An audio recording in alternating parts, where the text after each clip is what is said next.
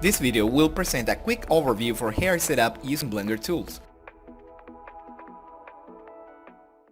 You'll walk through interaction modes, which is essential to dominate Blender in general. Hello and welcome back.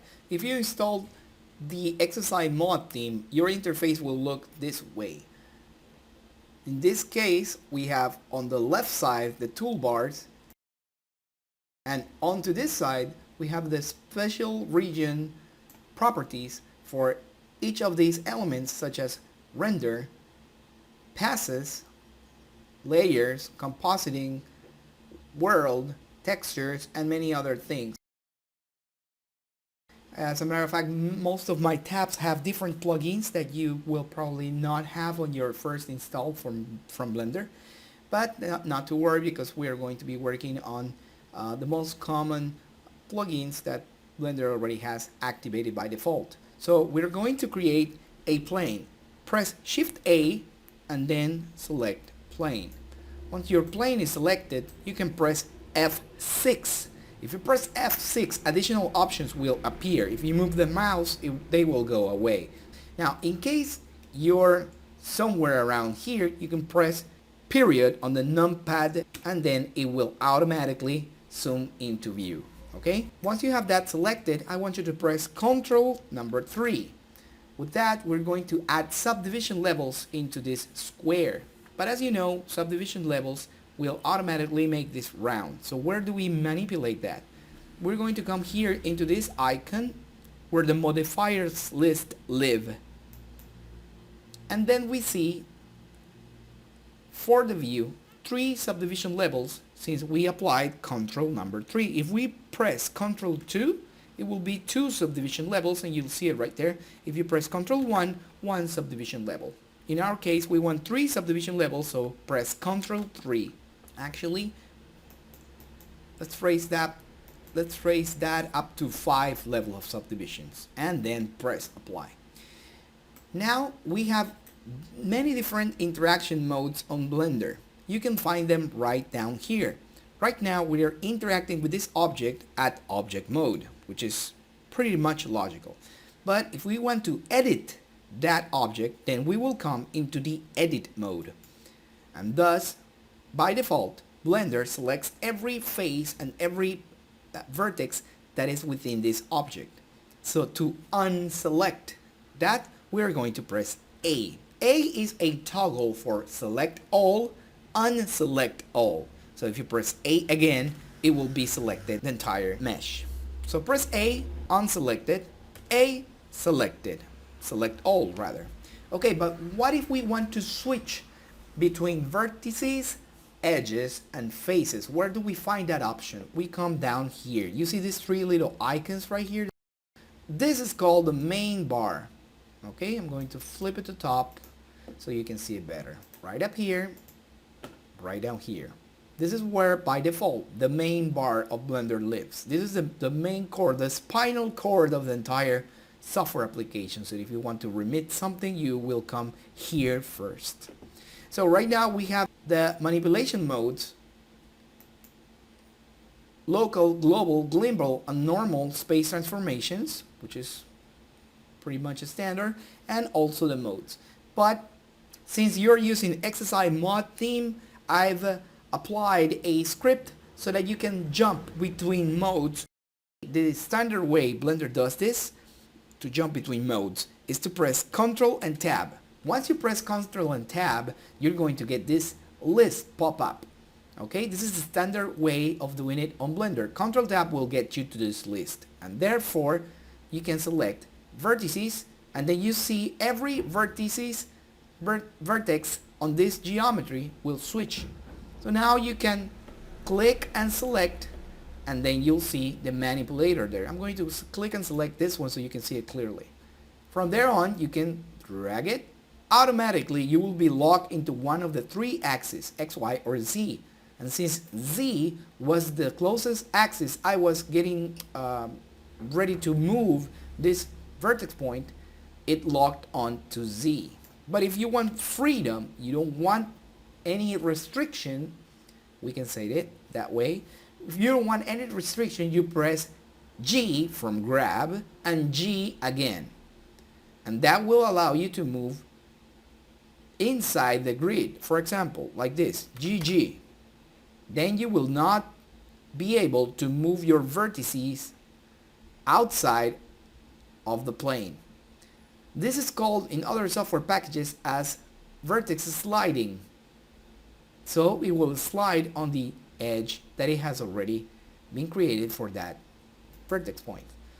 So if you want to manipulate this already, you can get close into this area, this yellow area, and move it. Or you can press directly G, and that will set your mode free to manipulate. You're manipulating your vertices freely. What if you want to manipulate this proportionally? Because I know that some of the Maya users would like to do that. Well, you have the proportional edit tool right here. This is the button for that. And you have different options right here.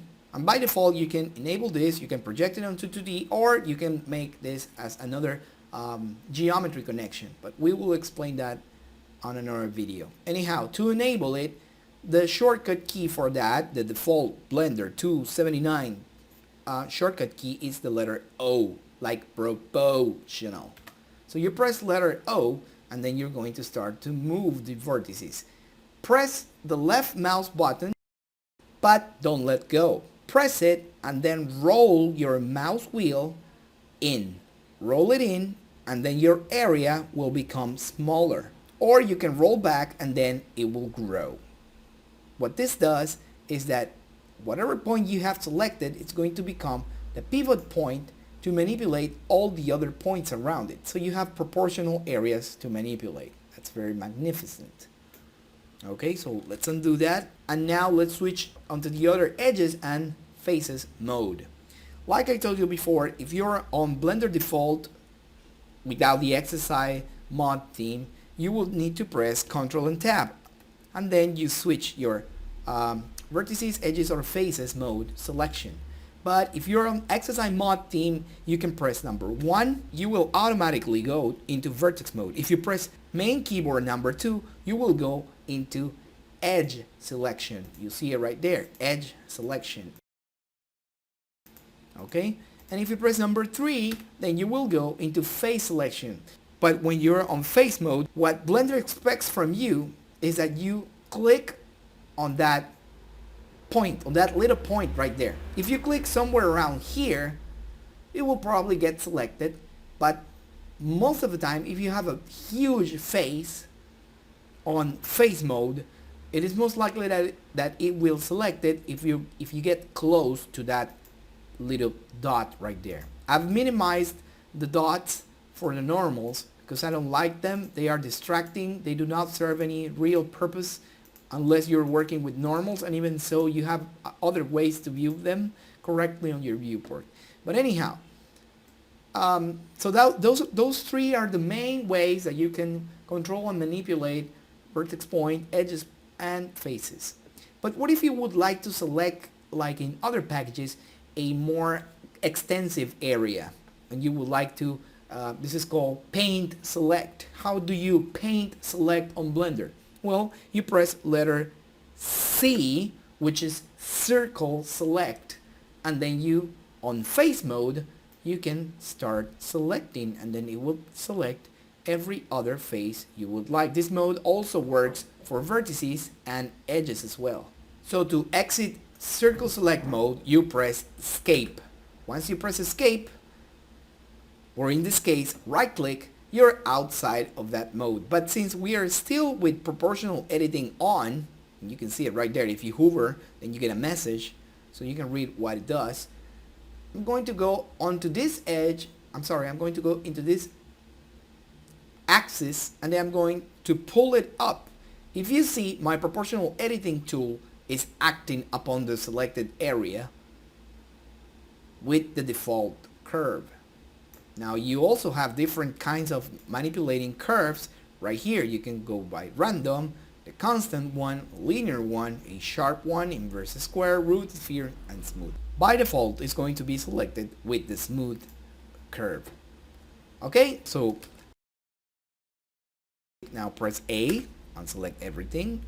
Press 1, go back to vertex mode, and then you can repeat the process. Press C, circle select, select anything you would like to select. Okay, this is very good and very useful if you want a higher area for proportional tool. Just roll the mouse in or out to make the area of the selection bigger or smaller as you paint. Press escape to get out of that mode, and then press A to get rid of your selection. You can see it right there. Alright, enough explanation for now. Press letter T. Since we are interacting on edit mode, we need to get out of that mode. So I want you to press tab, and that will automatically activate this pie menu for the selection mode. So that way you don't have to go all the way down here on the screen. You can select them directly from this place, from this pie menu. So right now we were on edit mode. I want to switch back into object mode because we want to manipulate this as an entire object. And if you notice here on this tool tabs, I'm going to hover into edit tab, press Control and left click over edit.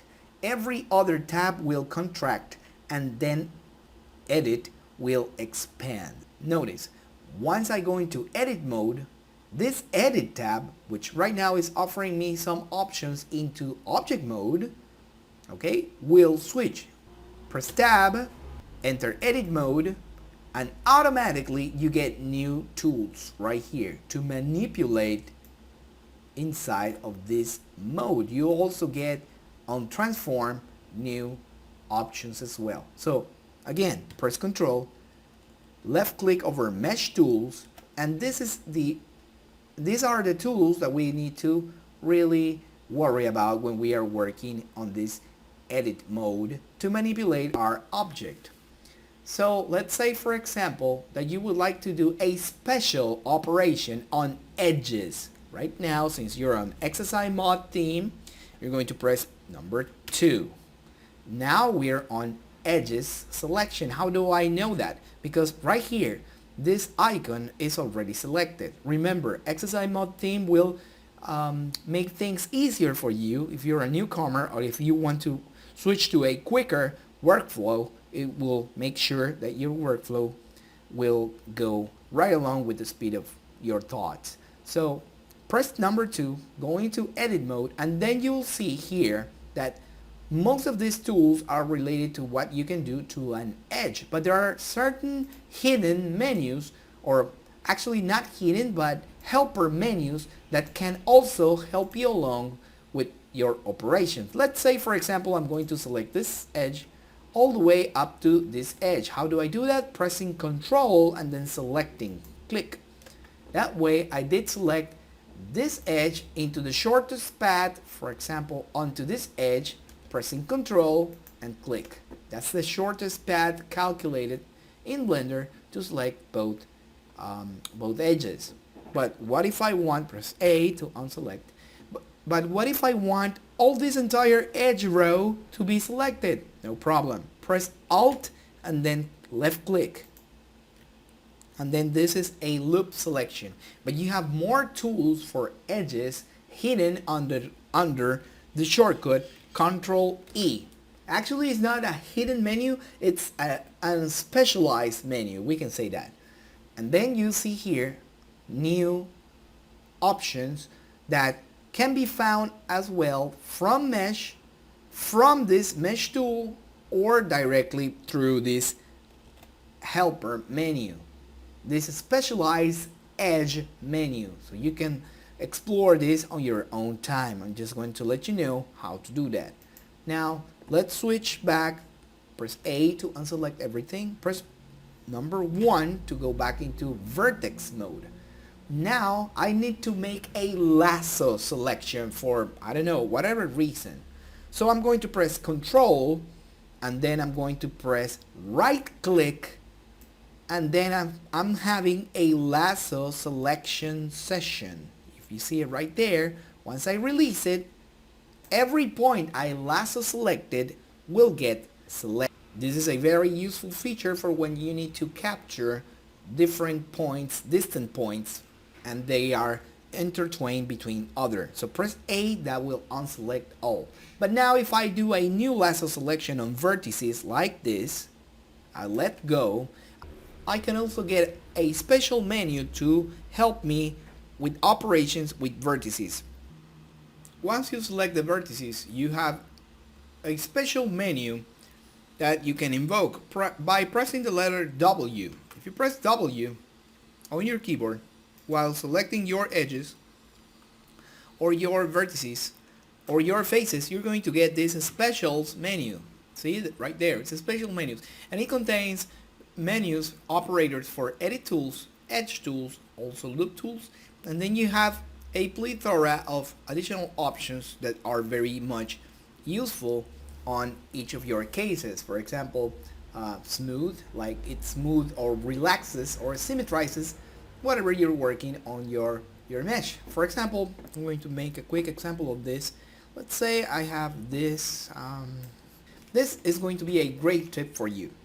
Press letter O to unselect our proportional lip or proportional tool. Most of the time I see very good modeling but very bad face alignments. Sometimes the model looks very choppy, very off like this. See, that's a, press A, unselect.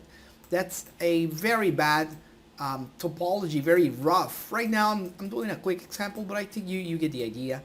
And with this, what you can do is press number 1, lasso select everything around that area.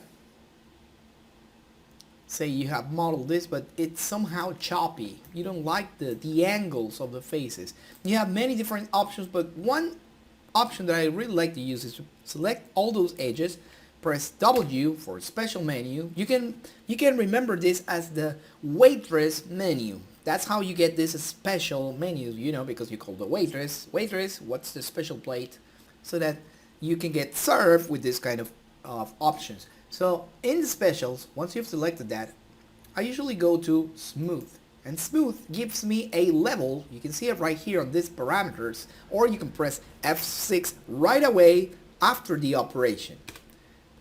So I'm going to repeat it, I don't know, probably a couple of times.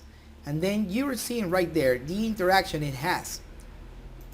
Repeat to 1, that's like it was before, very choppy, but smooth somehow. And now I want to repeat this operation 4 more times over this. And then you see your area is being smooth. Okay? So A to unselect, undo number 1, undo number 2, undo number 3, 4, 5, 6, 7, 8, 9, 10, 11, 12, 13, 14, 15, 16, 17, 18, 19, 20, 21, 22. Okay? You have up to 32 levels of undo. Press Ctrl Alt U, and then you're going to get to the user preferences. Here it is. Undo levels, 32 undo levels. We just went back into 28, so we have 32. And that's where you can manipulate. Please check release confirms. By default, Blender does not have this active. Release confirms. Super useful and very important. Also, you can check out show 3D view cursor, because at the moment we don't need it, so that's why we hide it. Also check the manipulator sizes and also the mini display axis, because sizes may vary. So once you've done there, press save user settings, and then you can close this thing up. Okay, now finally what we came for. So right now we are on edit mode, and we are going to enter a new interaction mode. We have seen what we can do with object mode, and now we're going to check what we can do with another interaction mode, which is called Vertex Paint. Vertex Paint automatically transports you into a new toolbar. You can see that right there. Also, if you press N, some of the tools will have different settings right here. Right now, everything is open right here. So what I want to do is just to press Control, hover over Transform, and then press left click mouse. Everything contracts and only transform is displayed. Press N again and then it will hide. Now, what is this toolbar that we have right here? We have different settings for the vertex paint. So earlier we spoke about how the selection modes were interacting inside the edit mode. We could select vertices, we could select edges, we could select faces. So what would vertex paint mean? That means that we're going to paint literally with colors that area of the polygon mesh. So we're going to do a quick test. Right now I'm going to switch colors so you can see this clearly. I'm going to get a green lemon color. With my radius brush for 35 pixels, I can do it larger. If you press F, that will define the radius. Look at that. Defines the radius, F. Shift F will define the hardness or the strength. So right now I want fully solid color. And right now my canvas, or in this case my plane, or in this case my geometry, is entirely white because I'm ready to paint. Vertex paint with a color.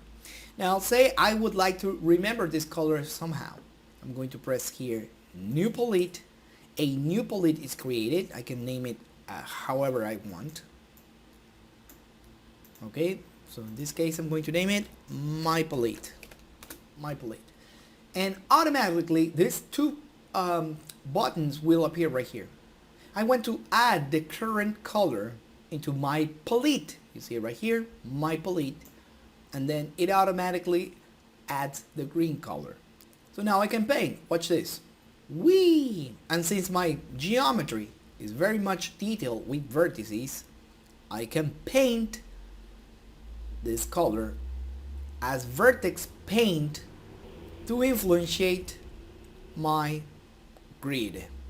Alright, now let's switch to another color. I want to switch to probably this one, red.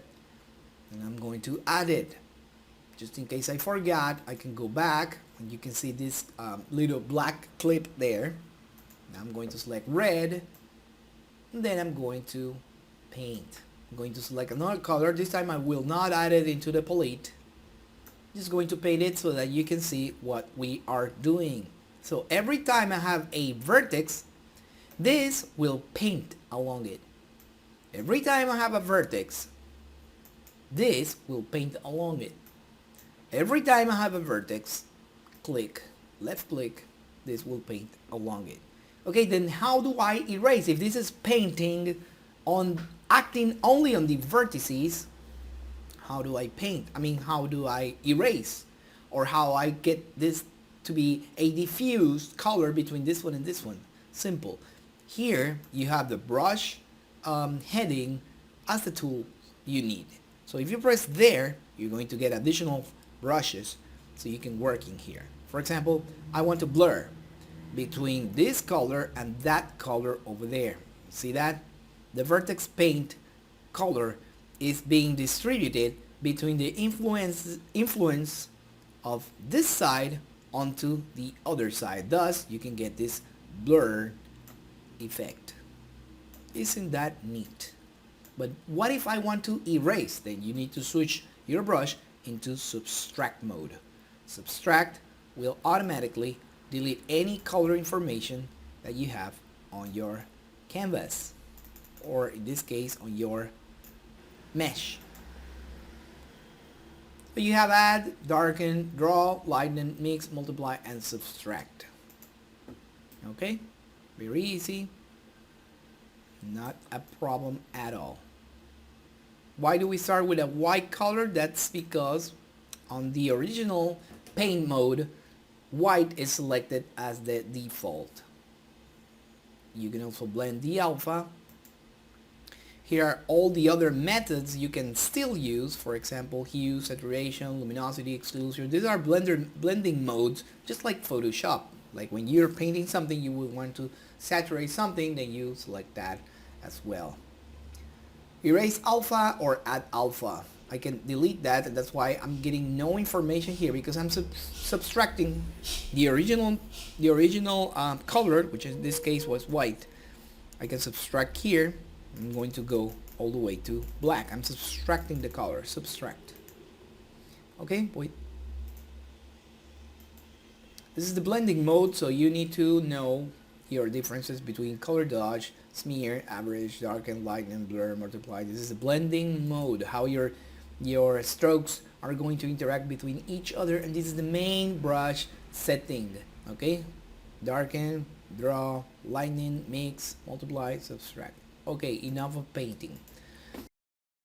So if you want to see this represented on the viewport, you're not going to get the results you want. Why not? Because this is vertex information that gets stored. Now we're going to switch into this mode, which is the object data.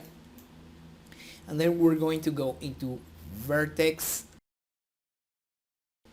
colors right here. This tab, vertex colors. Okay? Open that up. Let me expand this. And automatically, whenever you enter with tab vertex paint mode, you're automatically going to get this property, which is vertex color, and the default name is color. But if you want that represented on the viewport, you're not going to get it. And if you render it, you're not going to get it either. Okay? So what can we do to represent anything we paint there? Well, that's easy. We're going to create a new shader and a new material. Okay? Switch to shader tab. You can do it either from here or from here. Let's switch this to node editor. Shift F3 will get us to node editor. Press N to get rid of this thing. And right now we don't have any materials or any colors. So we're going to create a new material. You can do it from here, you can do it from here, or you can do it from material mode, object mode, and then selecting new. That's what I'm going to do. I'm going to press new right here. You can also press it from here, but right now I'm going to create a new material. Okay, that the material is created, but it doesn't have a shader. It's not the same thing. So now I press new, and that automatically becomes a complete material with shader. This is important you recognize this difference. I'm going to place this over here, and you see that we have an attribute called diffuse BSDF. I'm going to press Shift Z, and that will get me into rendered mode. Shift Z again, and I toggle back. Where do I get this on the menu? It's right here. Right now we're watching the wireframe mode. But you can switch also to solid, to texture, to material, and render. This is what we do when we press Shift Z. Shift Z gets us to the render view. Okay? Very easy. But right now we don't have a light. So let's create one. Press Shift A to add a lamp. And then select an area. Press G to move this freely and click to let go. Left click to get let go. Now it's positioned. But we want to rotate this. This is where manipulators get handy for most people. You can press it down here by pressing the key Shift. And then you also have translation and rotation. If you don't want that, if you only want one gizmo at a time, then just select that gizmo. But if you want 2 or 3 gizmos added at the same time, press Shift, and then it will multiple select all these icons right here. But right now I'm only interested on rotating. But what if you were on translating mode and you would like to quickly find out a shortcut menu to transform your object? In this case, the shortcut is Control Spacebar. When you press Control Spacebar, you get automatically Pi menu to translate, rotate, or scale whatever object you have. So right now, Control Spacebar, rotate. One thing I would really like to address here on Blender is that you should get a new mindset. On Blender, you need to press many different key combinations. This is almost like typing. When you get used to the software, it feels almost like typing. It's not like other softwares where you press only one key and it will do everything. On Blender, you should really approach with another mindset that you are going to be pressing from 3 to 4 keys to get things manipulated effectively on your viewport.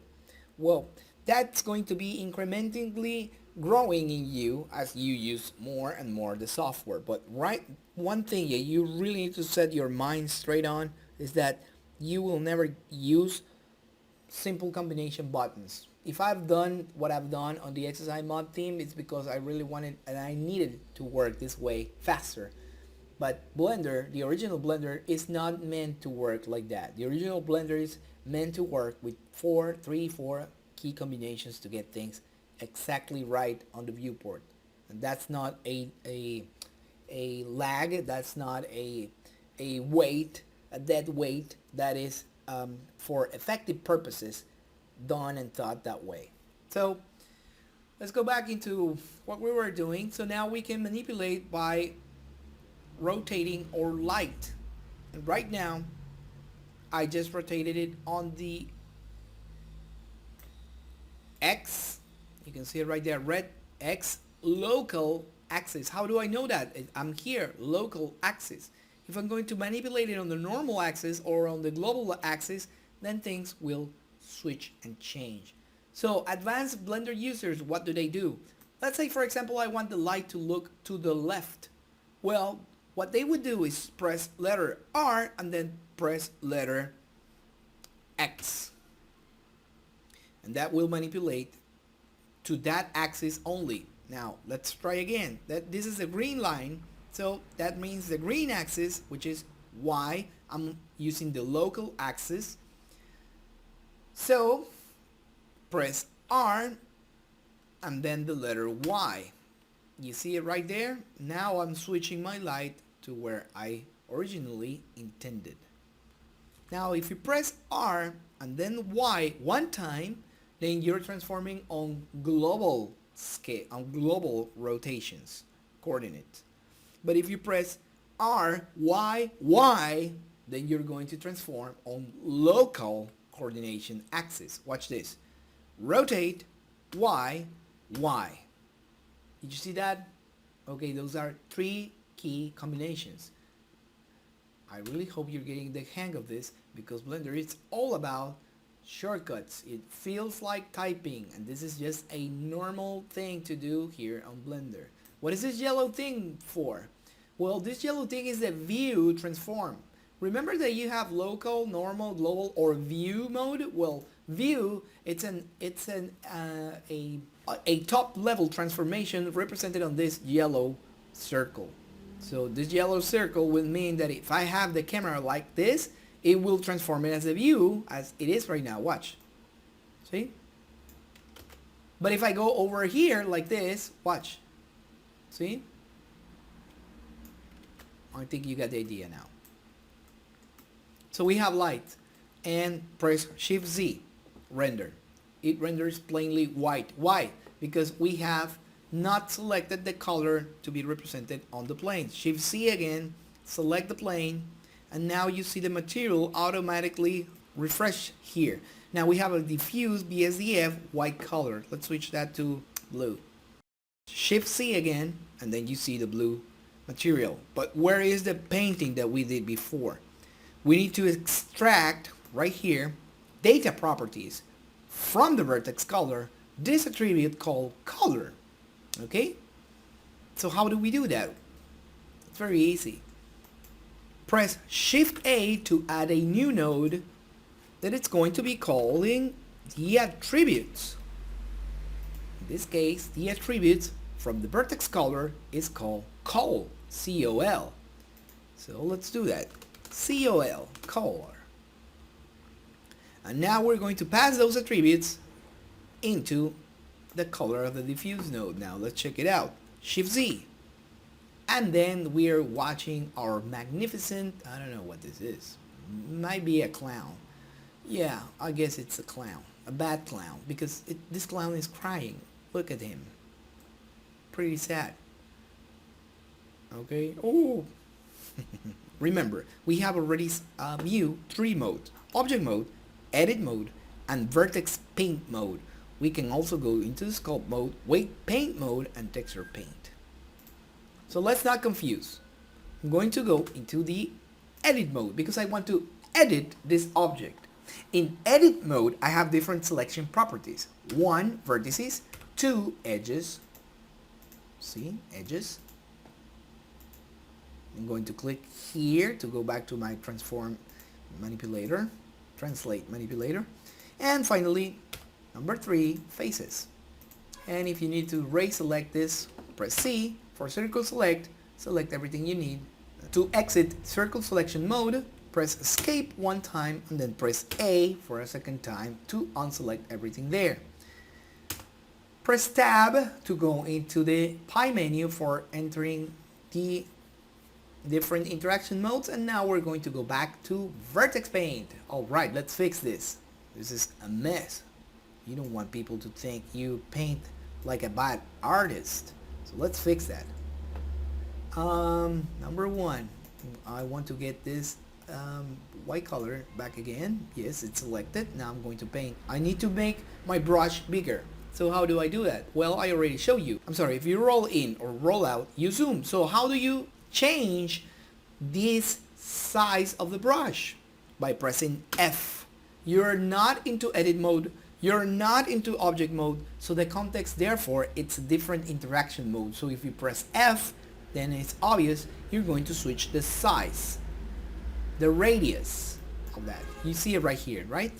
Yes. Now we're going to switch the strength or the hardness. We can say it that way. Shift F.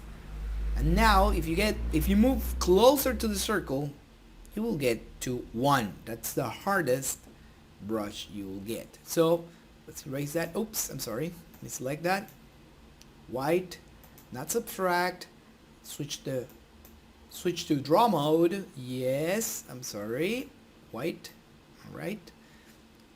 Okay, it's being painted there. If I press Shift Z, I'm going to get my vertex paint. Now, by now, you should have noticed that the more vertices you have, the better quality detail there's going to be into your painting. This is why when you sculpt, you don't need to really worry to open UVs because you can directly paint over your sculpt mode. Since your sculpt has millions of vertices, you can clearly paint over them. Okay, that was a quick introduction into the 3 basic modes of object mode, edit mode, and vertex paint. Now we're going to go into the sculpt mode. Alright, so press tab, go into the sculpt mode. Into the sculpt mode, you have also another interaction level with brushes. The same way, if you press F, then you're going to get the radius. If you press Shift F, you're going to get the hardness. By default, it's set to the middle, 0.5. Okay, but what can we do to sculpt this? I mean, how do you use a sculpting session into this object if clearly it doesn't have any faces? So how do I know what do I need to sculpt? Well, there are 2 approaches on sculpting. One is to work with actual level of faces, and the other one is to create new level of faces. Right now, I don't want to create new level of faces or new level of details, but I could. I just want to show you how you can use the Sculpt Draw tool for the use of the hair. Remember, let's say for example your hair scalp is rounded, but you have this square thing. How do you fit that? Well, it's very easy. We can switch our mode into inflate, okay? And since we originally had many subdivisions here, then we can sculpt and watch the changes. So I'm going to switch into top view by pressing number 7. Okay, this is how you control views. If you press number 7, you're gonna get into the top ortho view. If you don't want ortho view, which means ISO in other packages, you press number 5. This one will get you into perspective mode, and that is going to be the way you're going to manipulate this view. But if you press number 1, it gets you to the front ortho. Whatever this choice you make on these views, it will always be the ortho or ISO wherever you're watching. But if you specifically would like to switch to perspective view, you just press number 5. See, right there. I'm on the front view, but I'm using the perspective distortion, not the ISO. Alright, so if you press number 1, front. If you press number 2, you get to the user perspective. If you press number 3, you're going to get into the right view. So 1, front, 3, right, 7, top, 9, bottom. In the middle, you have 4, 8, 6, and 2. What do you do with that? Well, that's very easy. Let's press number 5. I'm sorry, I'm on the bottom perspective. Okay, now I'm okay. So if you press Shift 6 numpad, watch what happens. Your camera rolls to your right. If you press Shift 4, your camera rolls to your left. If you press 8, your camera, 8 alone, not Shift. 8 alone, your camera will go up. And if you press number 2, your camera will roll downwards. Now, if you press Shift plus, you're going to zoom in case you don't have a mouse wheel. You press Shift plus on the numpad and then you zoom in. Shift minus on the numpad, you zoom out. Alright, so now you know how to walk around the views. Okay. Oh, by the way, if you need the quad view, you can press Ctrl Alt Q. And then you're going to get a quad view. See, press T, and then you get a quad view. Whatever you do here, over here, this is going to be your quad view. Press Ctrl Alt Q again, and then you get to a single view. Press T, and then you're going to get your brushes for sculpting, because don't forget, pressing Tab is going to get to the interaction pie menu. Right now we're interacting with the sculpt mode. So we mentioned that we would like to get this polygon to extrude, or rather to create faces upwards. But if you see, my strength is not very high, but I can do that by raising it right here. And this right here, it's the tablet pressure sensitivity. So if you have a tablet, right now I'm working with a mouse, but if you have a tablet and you press this, that is going to be driven by the pressure, the sensitivity pressure that you have on your tablet, which is very good when sculpting. Okay, so you have different brushes to do different kind of things. Right now I'm working with a single plane. There's nothing that much exciting that is going to be happening, but I'm going to be creating faces upwards. I want to create faces upwards like this. Okay, I don't see it shaded. I need to see it shaded. Right now I'm on wireframe. Don't forget, that's why we're not seeing any view, any significant view. I mean, we're just going to see this wireframe, which represents nothing. So come into the main bar, switch from wireframe into solid mode, and then you're going to see whatever you're sculpting. If you need to have a shortcut pie menu for that, you can press Z. Letter Z will get you into the representation modes, such as material, texture, render, shape flat, or solid. In this case, I'm choosing solid. And from here on, I can continue to sculpt with the inflate, deflate brush. And just like any other brush applications, you can press Shift to smooth, although Shift right now is very strong. Let me switch to the smooth brush, and then the strength, let me lower it down right there. Now I'm going to go back into the inflate mode. I'm going to keep inflating stuff with this strength of 1, but if I press Shift, I'm going to soften using the smooth brush. I'm going to soften some of the faces that I've sculpted. You can see it right there. Okay, it's like relaxing. It's like the operation relaxing. But if you notice, I don't have additional polygons to sculpt. These are the same kind of faces that we got from our subdivision levels right at the beginning. Okay, so this is how we're getting these kind of things. But what if we needed, for example, what if we needed more geometry details? Well, that's going to be covered on another episode of these tutorials. For now, you only need to know what the interaction modes do, how are they used, how they see each other, and what kind of tools you can use to take advantage of every interaction mode. Finally, we're going to see weight paint mode. On weight paint mode, your mesh will automatically become blue. This part is very important. When you have the blue color, that means zero value. It doesn't have a value. It has zero influence from the weight. What kind of weight? Well, it can be a painted weight, which is different than vertex paint. It has nothing to do with that. It's another term. It's another function. It's used for other things.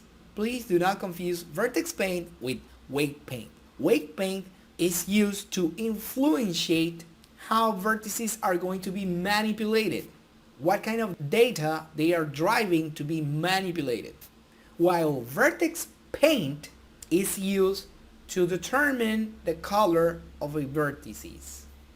That's it, of a vertex. That's it. They don't do anything else. They do not manipulate it. But whenever you want to manipulate something, you need to think vertex weights.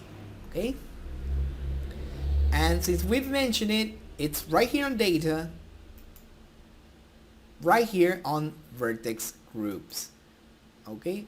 Whenever you're painting something, just like we did on vertex colors, whenever you're painting something, you should create a vertex group. This is not created automatically because Blender doesn't know how many different kinds of vertices, weight vertices you're going to have. So it lets you create your own manually. So that's what we're going to do right now. I'm going to create a new group. I'm going to be calling it weight paint. Okay, so you'll know what we're doing. Again, blue color is zero weight. Then what will represent 0.1? 0.1 will represent this cyan. 0.2 will be represented by a lighter cyan.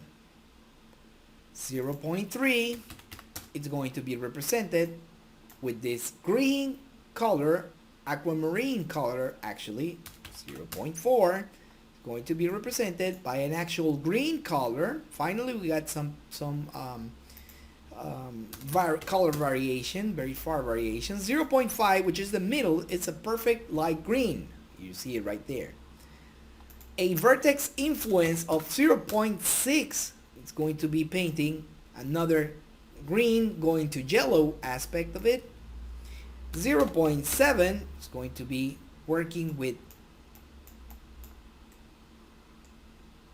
there you go, almost yellow, green lemon yellow color. 0.8 is going to be almost a orange color. 0.9 is going to be a orangey, and finally a vertex weight paint of 1 is going to produce a red. So you probably don't see it here, but I'm going to be using overlays over here so you can notice the difference. So now that we know all that scale, what kind of tools do we have to paint on the weight maps tool? Let's open up the brushes, and then also you're going to recognize that we have mix, multiply, or subtract. Let me subtract, okay? With a weight of 1, I'm going to subtract whatever I painted. So the influence on those vertices are gone. No data is stored there. No data is stored there. But what if I do want to paint something to manipulate and then have a smooth fall off from that vertex weight? I'm going to select the draw brush. I'm going to go with a weight of 0.5. And remember, if you have a tablet, you are going to have a pressure sensitivity icon right there. But right now, I'm going to use the blender mode into mix.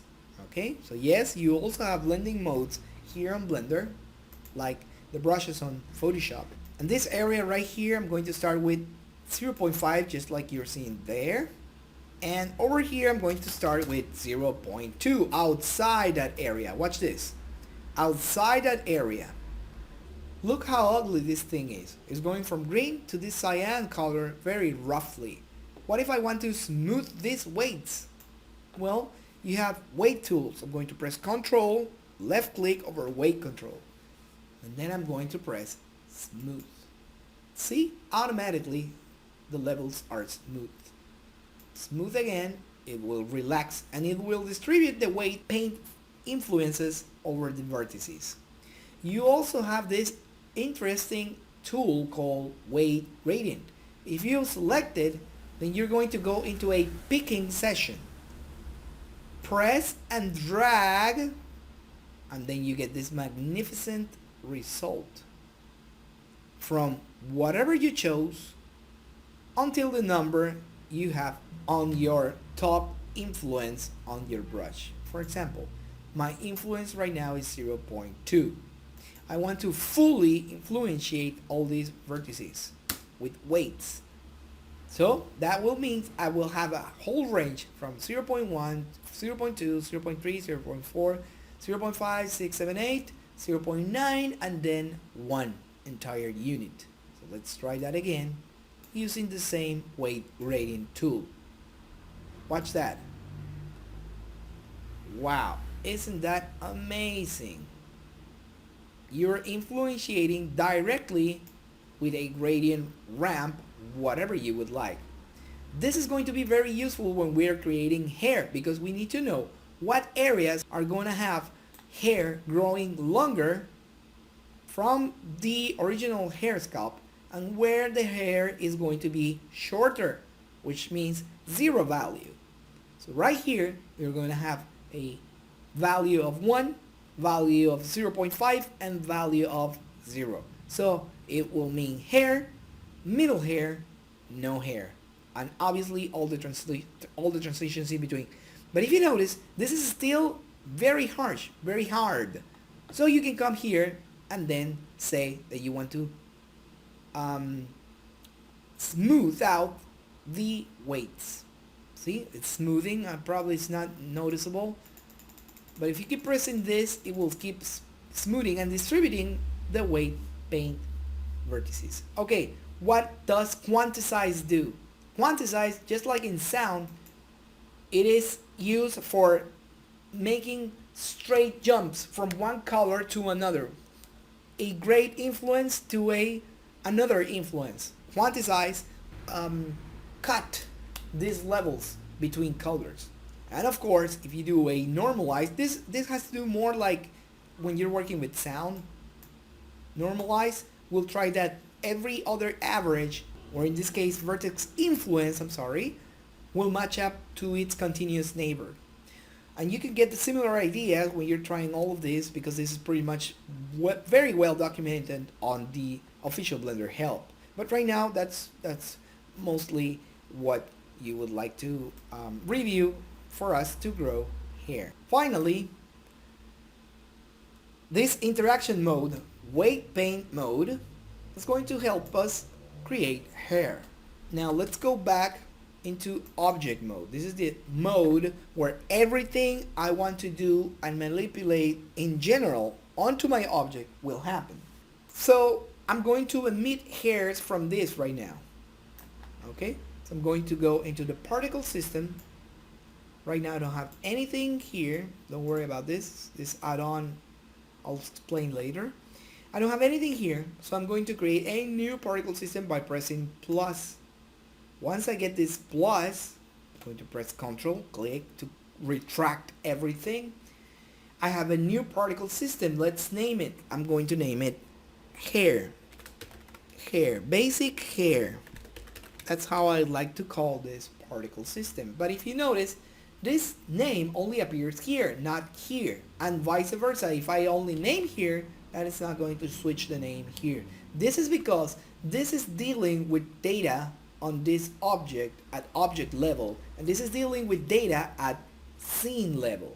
Okay? So understand that the difference is probably minusculous, but it does impact significantly if you don't know why you can name things here and not here. So particle system is going to be called the same way, basic hair. Now, scene interaction plus object interaction has their uses on appending files and appending objects. That I will explain more on that later. Basic hair. All right. Oops. Basic hair. Right now, if you're going to press play, let's switch this from node viewed into timeline. Automatically, whenever you create a particle system, a red line goes down here. That is a cached representation of your particles. If I hit Alt A to play, you're going to see particles being emitted from this object. Okay, that is weird. Yes, I know. You can also have your playback button controllers right down here. Okay, so if you press play, it's going to play, and it's going to loop. Once it reaches 120 frames, it's going to loop back. So press play, it's generating particles, but on Blender, the hair system lives within the emitter with a different selection for data. In this case, this is where hair is going to be emitted. Particles in hair are emitted from a surface that you have previously selected, or the entire surface as a matter, or from a specific weight paint map. Remember this weight paint map we did back here? Weight paint. Okay, so let's switch to weight paint. This weight paint right here, this gets in the way, you see? Now, how can we interact if we have that much hair on the screen? It's very easy. You come here and then switch off the view icon, and now we have it back. Okay, so on data level, the weight paint is everything we did right here. If we deleted this, the weight paint will remain, but it will not be saved, nor could be used. So as you can see, having a weight map is very important to generate hair. Right now we're going to take this one and generate hair directly from the surface of this model. Okay, this is just a quick example. So right now we're going to concentrate ourselves with the vertex group that we have created, in this case using the weight paint module, the weight paint interaction mode. You have it right here. Weight paint. Okay, this is not to be confused because vertex paint only assigns a color attribute to a vertex, that's it. But weight paint assigns how much influence the vertex is going to get from other data parameters. So let's generate the hair by creating a new particle system, switching from the emitter to hair. Why don't we see anything? Because we have this eye turned off.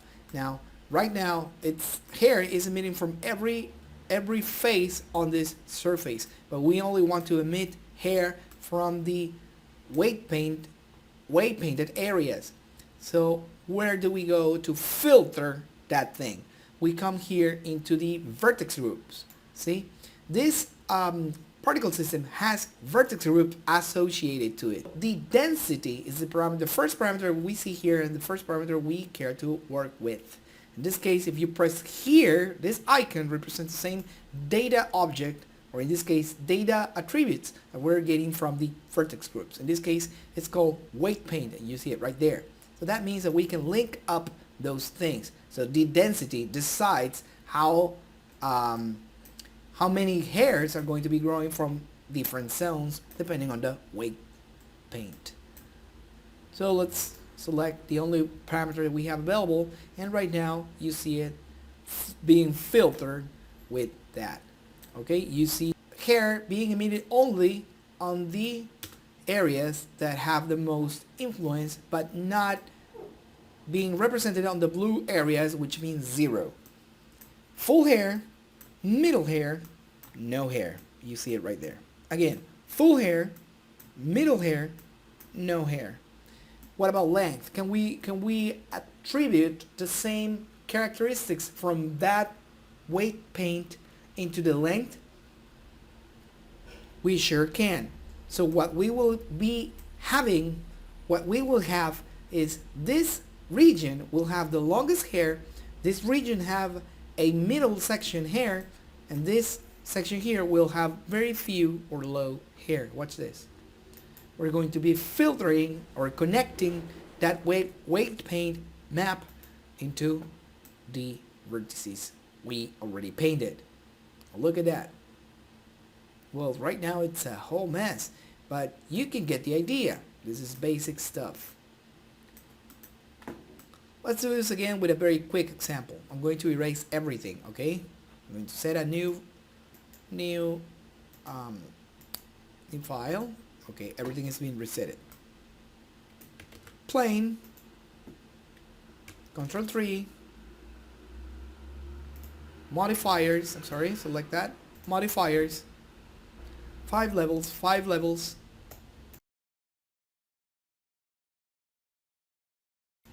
simple, apply. So right now we're going to switch from object mode, tab, weight paint. And right now everything has a weight of 0. And since we have already seen the tools that we have here, I'm going to select weight gradient. I'm going to do this, click here, and then ramp it up all the way down here. That means I'm going to get full hair here, middle hair here, and then no hair here. The same thing will go for the length of the hair. Longer hair here, which has the full influence, middle hair here, which has only 0.5 influence, and no hair here whatsoever. So switch back into object mode, plane selected, particle system, new particle system. Particle system is going to be name, obviously, hair. Don't forget, this is scene level, this is object level. That's why you have to do this. Okay, and it's not going to be a emitter, it's going to be working with hair. All right, there you have it. Long hair right there. But now we're going to press Control, left click on emission, everything retracts, and we're going to be working with the data level of vertex groups right there. It's called group. We're going to call it weight map. The moment we did the ramp weight influences, this was created automatically on vertex groups because we're working with vertices. And now from the particle system, we're going to connect it. Vertex group, open it up. The density, I want the weight map to drive it. So if you can see right here, we almost have no influence. Now you can continue to manipulate that using subtract. I'm going to subtract 0 emissions, 0 absolutely. So you're seeing how this is reacting live. So I don't want any of this at all. So I'm planning to subtract this kind of influences from the mesh. So the weight paint will help create this area with 0 influence to divide 2 regions of hair. I hope you're seeing how you can start creating your own things. Now I'm going to do this quickly because we already had that light before. Shift Z. Now we have hair being emitted, and in the middle region we don't have anything. You can see it right there. Alright, Very good. Now, if we want to smooth this, we can press smooth and then it will smooth the levels. Very good. But now I also want this red area to be the tallest hair, the middle section hair, and no hair at all. So I'm going also to be influenciating the length with the weight map. And then you can see it. Longer hair, think right there. Longer hair, middle hair, no hair. Okay?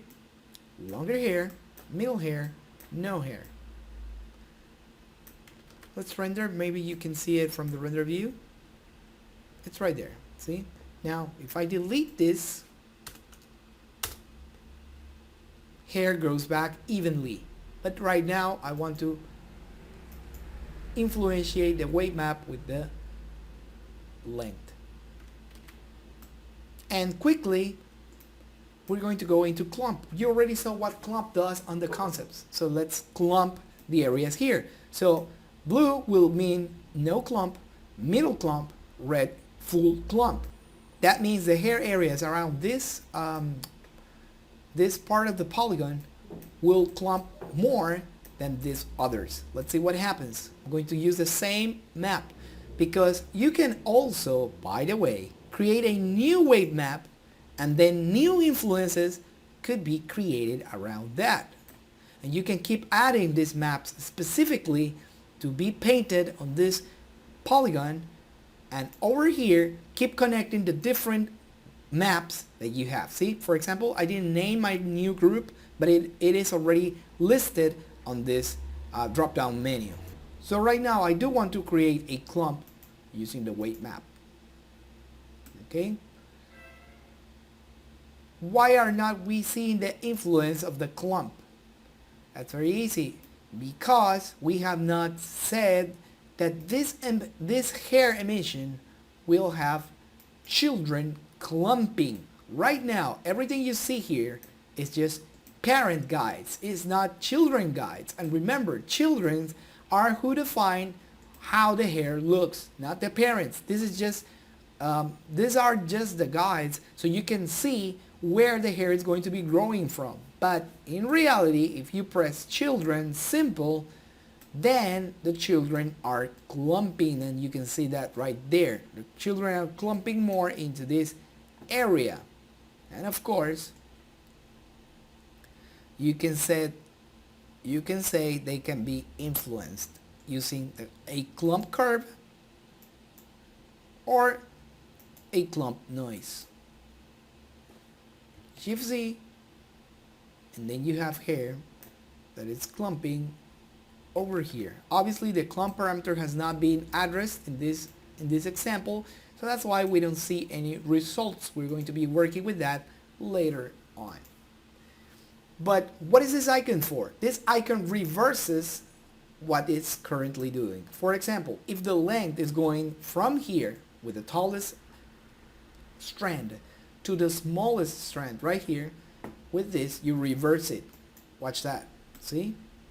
Now the tallest strand is going to be from the negative, in this case 0 influence, and it will decrease as it reaches influence 1. So this is like a negative, an inverse.